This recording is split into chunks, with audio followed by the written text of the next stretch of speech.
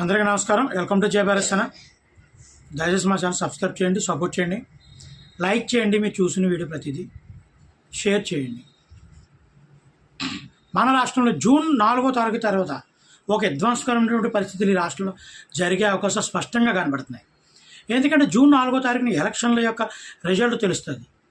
మధ్యాహ్నం నుంచి ఏ పార్టీ అధికారంలోకి వస్తుంది అనేది ఎంతో కొంతవరకు 90% వరకు మనకు తెలిసే అవకాశాలు స్పష్టంగా ఉన్నాయి.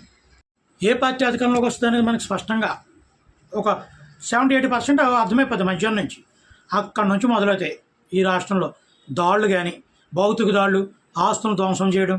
ఏ పార్టీ అధికారంలోకి వచ్చినా, ఇప్పుడు జనసేన వైసీపీ పార్టీ అధికారంలోకి వచ్చినా, లేదంటే ఎన్డీఏ కూటమి జనసేన, టీడీపీ, బీజేపీ అధికారంలోకి వచ్చినా కొన్ని విధ్వంసకరమైనటువంటి పరిస్థితులు ఈ రాష్ట్రంలో జరుగుతాయి. పోలింగ్ అయిపోయిన తర్వాత ఇప్పటి వరకు కూడా భయంకరమైనటువంటి వాతావరణం కొన్ని నియోజకవర్గాల్లోనూ ఈ రాష్ట్రంలో ఉన్నటువంటి కొన్ని ప్రాంతాల్లో జరుగుతుంది. దీన్ని చూస్తుంటే మనకి జూన్ 4వ తర్వాత ఎలక్షన్ రిజల్ట్ వచ్చి వైసీపీకి వచ్చినా, ఎందుకంటే టీడీపీ వాళ్ళు ఎన్డీఏ కూటమి కానీ మన 13వ తారీఖున జరిగినటువంటి ఎలక్షన్లో వైసీపీ వాళ్ళకి పోలీసులు చాలా సపోర్ట్ చేస్తారనుకున్నాను. కానీ సపోర్ట్ చేయకపోయేటప్పటికీ వాళ్ళలో ఒకలాంటి విధమైనటువంటి ఫీలింగ్ వచ్చింది. ఎలక్షన్లో ఎటువంటి వాళ్ళు అరాచకాలు చేయడానికి కానీ, వాళ్ళు అనుకున్న విధంగా జరగడానికి కానీ అవకాశం లేకపోయేటప్పటికి ఒక ఫీలింగ్తో కొన్ని దాడులు చేయడం జరిగింది. దానికి తగ్గట్టుగా టీడీపీ వాళ్ళు కూడా దాడులు చేయరు. వాళ్ళు కూడా దాడులు చేయలేదని మనం చెప్పకూడదు.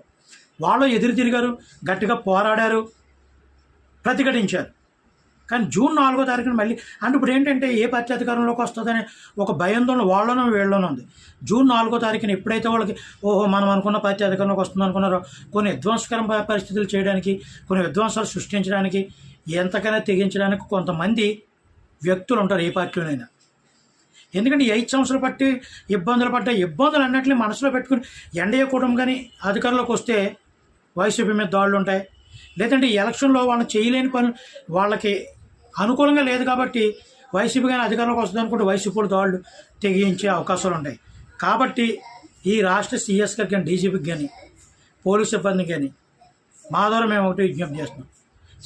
ముఖ్యంగా ఎలక్షన్ కమిషనర్ కానీ జూన్ 4వ తారీఖు ఎలక్షన్ వెలువడిన తర్వాత కూడా 3-4 రోజులు ఈ రాష్ట్రంలో గట్టి పికెట్ ఏర్పాటు చేసి ఎటువంటి విధ్వంసకర పరిస్థితులు జరగకుండా చూడాలని మనస్ఫూర్తిగా. వైసీపీ ప్రభుత్వం నెగ్గితే అంటే జూన్ 4వ తర్వాత రిజల్ట్ వాళ్ళకు అనుకూలంగా ఉండే, గతం 5 సంవత్సరాలు బట్టి ఎటువంటి విధ్వంసకర పరిస్థితులు చేశారు, ఎటువంటి బూతులు తిట్టారు, అది శృతి మించే అవకాశాలు ఎక్కువ ఉంటాయి.